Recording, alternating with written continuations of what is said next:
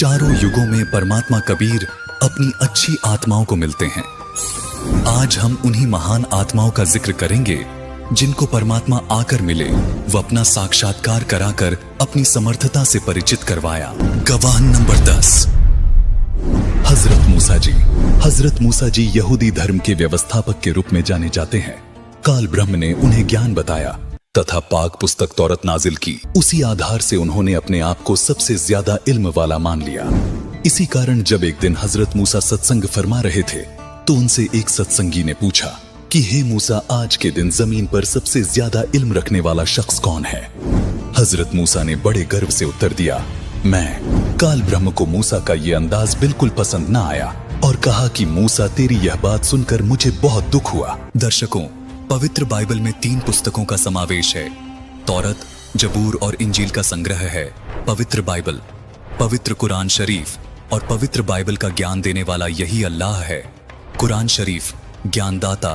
सूरह काफ 18 आयत 60 से 82 में हजरत मूसा जी को कह रहा है कि अल खिज्र के सामने तुम्हारा ज्ञान कुछ भी नहीं है।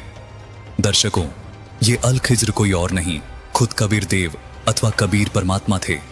दर्शकों, यदि कुरान शरीफ और बाइबल के ज्ञानदाता को संपूर्ण ज्ञान होता तो एक आयत में यह भी लिख देते कि मेरा ज्ञान संपूर्ण है।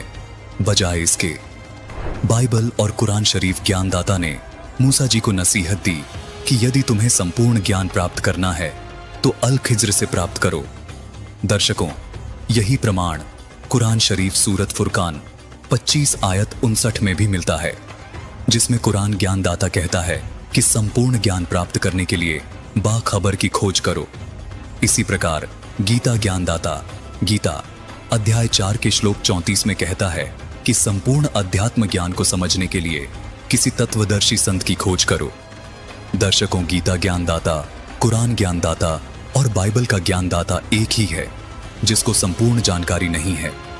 वर्तमान में बाखबर अथवा तत्वदर्शी संत कोई और नहीं, संत रामपाल जी महाराज जी हैं, जिन्होंने संपूर्ण आध्यात्मिक ज्ञान को उजागर कर दिया है। यथाशीघ्र संत रामपाल जी महाराज से जुड़े और अपने मानव जीवन का कल्याण करवाएं।